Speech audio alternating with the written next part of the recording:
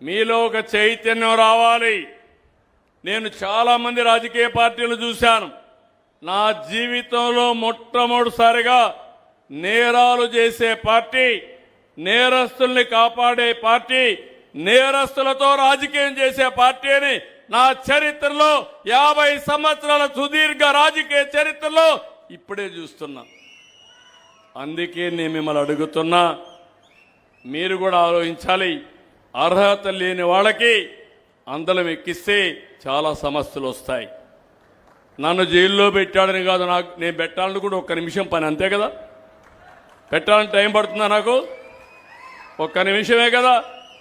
నాకు చేత కదా, నాకు అనుభవం లేదా.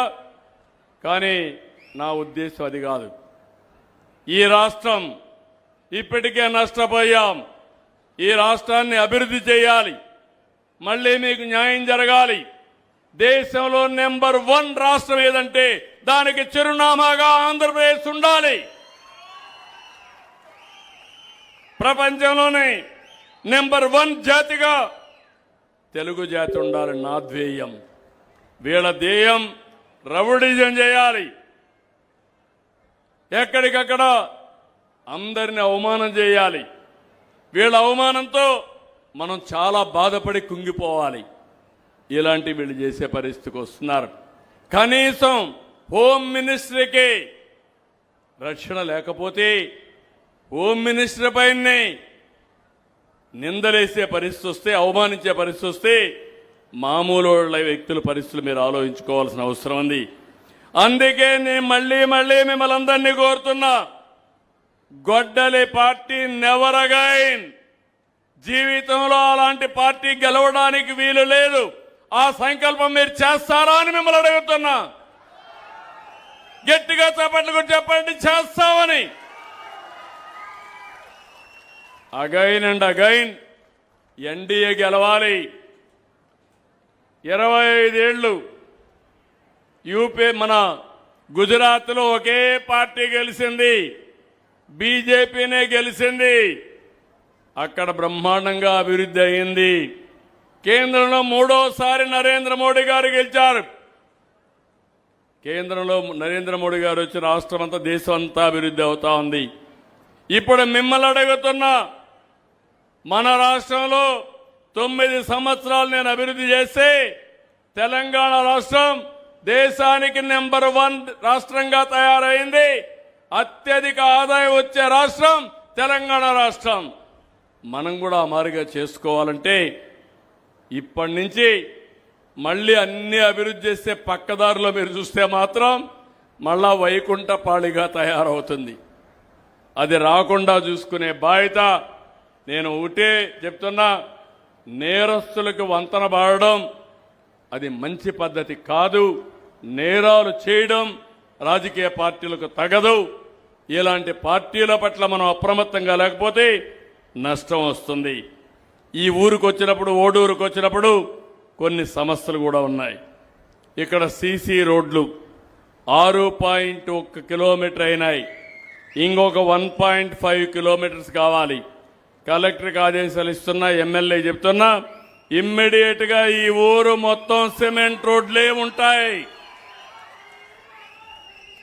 డ్రైన్స్ 0.5 కిలోమీటర్ డ్రైన్ ఉన్నాయి. ఇంకొక 1.4 కిలోమీటర్స్ కావాలి.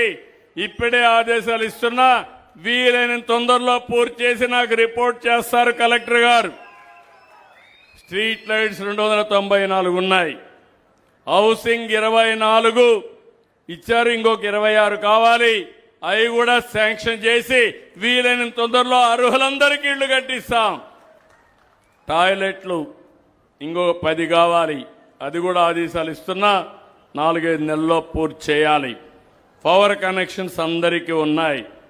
ఇంటర్నెట్ సరిగా లేదు, కనెక్టివిటీ. నిన్నే ఒక పాలసీ తీసుకొచ్చాను.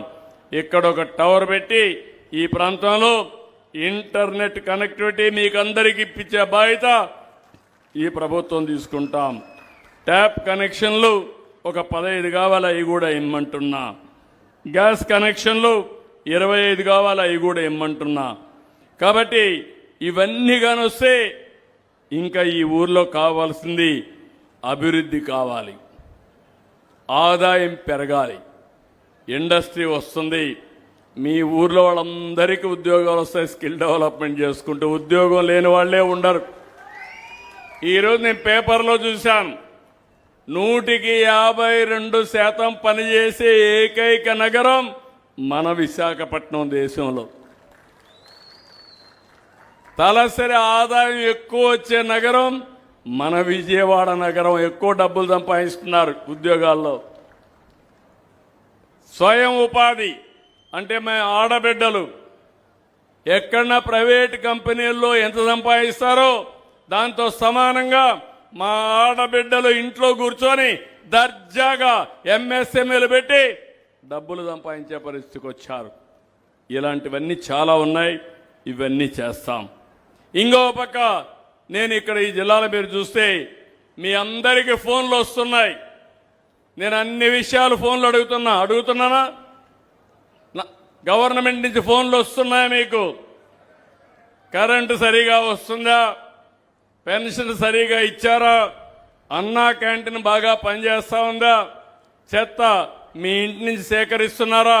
అన్ని అడుగుతున్నావా లేదా? అడుగుతున్నామంటే చేతుల పైకెత్తండి.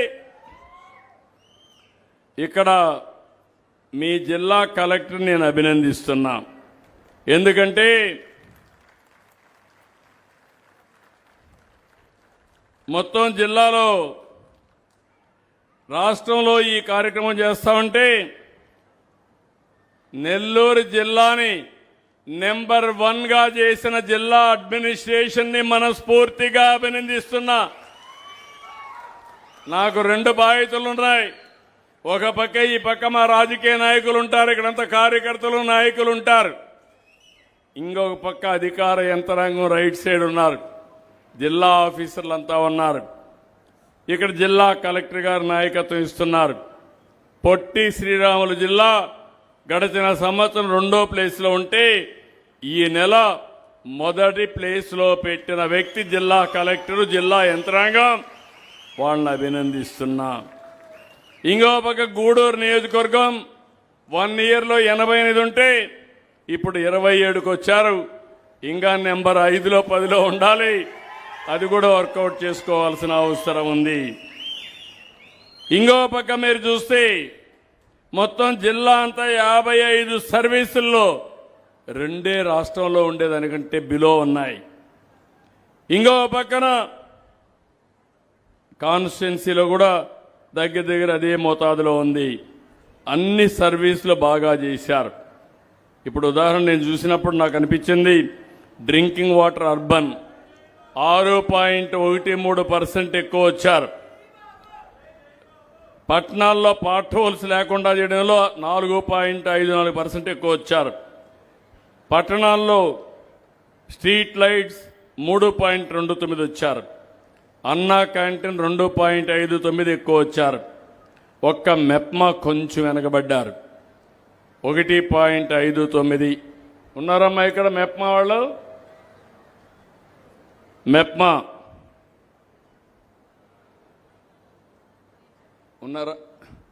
ఏంటా కొంచెం వెనకబడ్డావు? కరుణ గారు కష్టపడుతున్నారు, నువ్వు కొంచెం వెనకబడ్డావు. మెప్మా దేశంలో నెంబర్ 1 వచ్చామా మన డాక్రాలో. కొంచెం కష్టపడు. ఎన్టీఆర్ భరోసా 1.38% బెటర్గా వచ్చింది. ఈరోజు మీరు చూస్తే మిమ్మల్ని అందరినీ అభినందిస్తున్నా. పింఛన్లు ఇచ్చే కార్యక్రమంలో 91% సాటిస్ఫాక్షన్ ఉందంటే గర్వపడుతున్నానని చెప్పి కూడా నేను మీ అందరికీ తెలియజేస్తున్నా. ఇంకో పక్కన ఏదో మెప్పమ్మ పంచాయతీరాజులో ఏదైతే వేస్ట్ మేనేజ్మెంట్ డిస్పోజల్లో కొంచెం మైనస్లో ఉన్నారు, 0.46. ఏం తల్లి ఏం చేస్తావు? పెన్షన్ బాగా చేసింది. గట్టిగా చప్పట్లు కొట్టి అభినందించండి. థ్యాంక్ యూ అమ్మా. ఇక్కడికి వచ్చినప్పుడు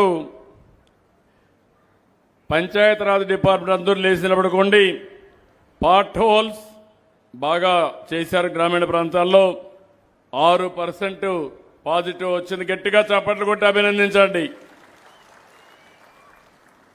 స్ట్రీట్ లైట్స్ కూడా గ్రామీణ ప్రాంతాల్లో 2.15% స్టేట్ కంటే అబోలో ఉన్నారు. గట్టిగా చప్పట్లు కొట్టి అభినందించండి. థ్యాంక్ యూ మా గుడ్. అదే సమయంలో ఇంటింటికి చెత్త కలెక్ట్ చేయడంలో గ్రామీణ ప్రాంతాల్లో కొద్దిగా మైనస్ అయ్యారు ఈ నెలలో. నువ్వేనమ్మా ఏం తల్లి 0.46 మైనస్లో ఉన్నావు. ఏంటి డిస్ట్రిక్టు 70% రాష్ట్రం ఉంటే మీరు 69.94కు వచ్చారు. పెన్షన్ బాగా చేశారు, సెర్ఫ్ బాగా చేశారు, డ్రింకింగ్ వాటర్ కూడా 2.93% బెటర్గా ఉంది. వారిని కూడా అభినందిస్తున్నా. ఇక్కడ రీసర్వే ఒకటి చాలా బాగా చేశారు. మనస్ఫూర్తిగా అభినందనలు. 11.87% రాష్ట్రానికంటే ముందున్నాడు. గట్టిగా చప్పట్లు కొట్టి అభినందించండి. తొందరలో రీసర్వే పూర్తి చేసి మీ అందరికీ బ్లాక్ చైన్ టెక్నాలజీ పెట్టి ఇంకొక పక్కన క్యూఆర్ కోడ్ కూడా పెట్టి ఎప్పటికప్పుడు మీ భూమిని మీరు చెక్ చేసుకునే ఏర్పాటు చేస్తున్నాం. మార్చికి ఎక్కడ కూడా తగాదాలు లేకుండా మీ భూమిని పూర్తిగా రక్షించే బాధ్యత, ప్రొటెక్షన్ ఇచ్చే బాధ్యత ఈ ప్రభుత్వాన్ని. గడిచిన ప్రభుత్వం ఎలాంటి ప్రభుత్వం అంటే సాక్షాత్తు అశోక్ గజపతి రాజు పేరున్నారా మీరు? ఇప్పుడు గవర్నర్ గోవా వాళ్లకు వారసత్వంగా వచ్చిన భూమి, ఆ భూమిని వీళ్ళ కన్నుబడింది. కన్నుబడితే ఆ భూమిని 22A కింద పెట్టేశారు. 22A కింద పెట్టి ఆ భూమి గవర్నమెంట్ భూమిగా చిత్రీకరించి వీళ్ళ పార్టీ ఆఫీస్కి ఇచ్చి బిల్డింగ్ కట్టేశారు. పర్మిషన్ కూడా లేవు. అంటే ఒక జమీందారు కుటుంబం కేంద్రంలో రాష్ట్రం మంత్రులుగా చేసిన వ్యక్తి ఇప్పుడు మళ్లీ గౌరవప్రదంగా గవర్నర్ వెళ్ళిన వ్యక్తి, అలాంటి వ్యక్తుల భూములకే రక్షణ లేదంటే ఏం తమ్ముళ్ళు మీరు ఒక లెక్క ఈ గొడ్డలి పార్టీకి అని అడుగుతున్నా.